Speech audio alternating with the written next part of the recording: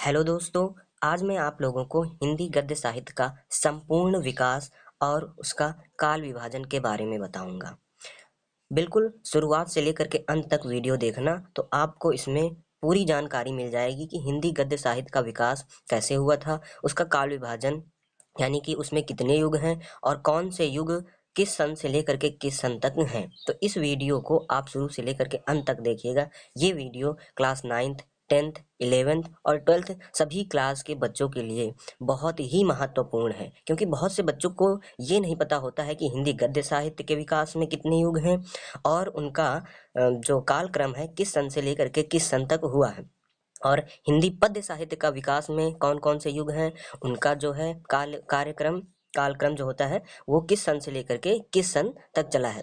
तो आज मैं इस वीडियो में आपकी सारी दिक्कतें दूर कर दूंगा, यानी हिंदी गद्य साहित्य के संपूर्ण विकास के बारे में बताऊंगा और हिंदी पद्य साहित्य के विकास के बारे में भी पूर्ण वीडियो बनाऊंगा।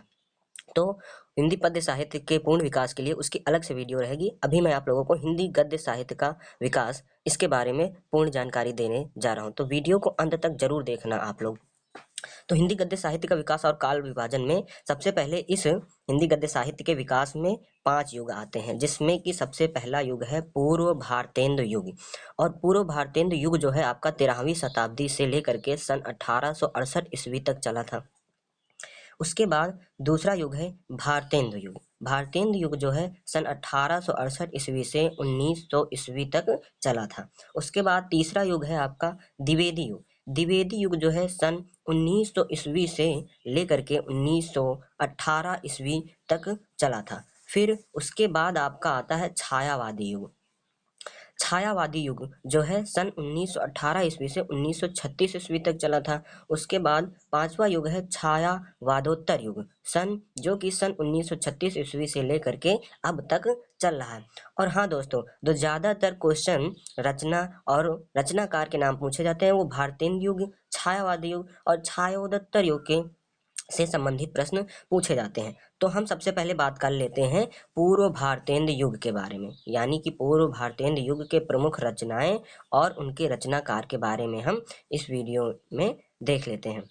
तो सबसे पहले हम देखेंगे पूर्व भारतेंदु युग। ये जो है 13वीं शताब्दी से 1868 ईस्वी तक चला था। तो हम इसमें देख लेते हैं पूर्व भारतेंदु युग की प्रमुख रचनाएं एवं उनके रचनाकार। तो इस तरफ लिखी है आपकी रचनाएं और इस तरफ है रचनाकार के नाम। तो इसमें सबसे प्रमुख लेखक जो है वो है सुख सागर, यानी कि सुख सागर रचनाएं हैं इसमें, ये रचना का नाम है। तो इसके रचनाकार हैं सदा सुखलाल। उसके बाद प्रमुख इसके पूर्व भारतीय युग की सबसे महत्वपूर्ण रचना है रानी केतकी की कहानी, जो कि बोर्ड पेपर में बहुत ही बार पूछा गया है, काफ़ी ज़्यादा पूछा जाता है। इसमें जितनी भी रचनाएं मैं आपको दे रहा हूँ और उनके प्रमुख रचनाकार जो हैं, ये जो है बहुत ही ज़्यादा इंपॉर्टेंट है और बार बार पूछे जाते हैं बोर्ड पर। तो पहली रचना है सुख सागर और इसके रचनाकार हैं सदा सुखलाल। दूसरी रचना है रानी केतकी की कहानी, इसके लेखक हैं इंसानल्ला खां। फिर तीसरी रचना है नासिकेतोपाख्यान, इसके रचनाकार हैं सदल मिश्र। फिर प्रेम सागर, इसके रचनाकार हैं लल्लू लाल। राउल बेली, इसके रचनाकार हैं रोडा। उक्ति व्यक्ति प्रकरण, उसके रचनाकार हैं दामोदर शर्मा। तो ये जो रचनाएं और रचनाकार हैं आप लोग बहुत ही अच्छे से तैयार कर लेना, क्योंकि ये सभी रचनाएं जो हैं और उनके रचनाकारों के नाम बहुत ही ज़्यादा बोर्ड पेपर में पूछे जाते हैं। तो आइए अब हम इसके बाद देख लेते हैं। उसके बाद अगली रचना है वर्ण रत्नाकर। वर्ण रत्नाकर के रचनाकार हैं ज्योतिरेश्वर ठाकुर। और उसके बाद श्रृंगार रसमंडन, इसके रचनाकार हैं विट्ठल नाथ। फिर अष्टयाम, इसके रचनाकार हैं नाभादास। फिर उसके बाद 84 वैष्णवन की वार्ता, या फिर और उसके साथ साथ 200 वैष्णवन की वार्ता, ये दोनों रचनाएं जो है गोकुलनाथ ने की थी। उसके बाद चंद छंद बर्मन की महिमा, इसके लेखक हैं कवि गंग। उसके बाद रचना है आपकी गोरा बादल की कथा, इसके रचनाकार हैं यानी इसके लेखक हैं जटमल। उसके बाद एक रचना और है इसमें भाषा योग वशिष्ठ, इसके रचनाकार हैं राम प्रसाद निरंजनी। तो ये जितनी भी रचनाएं और रचनाकार के नाम हमने बताए हैं पूर्व भारतेंदु युग में, आप इन्हें तैयार कर लीजिएगा। ये जो हैं ये सभी रचनाएं और रचनाकार बहुत ही महत्वपूर्ण हैं। तो पूर्व भारतेंदु की रचनाएं और रचनाकारों के नाम हो गए।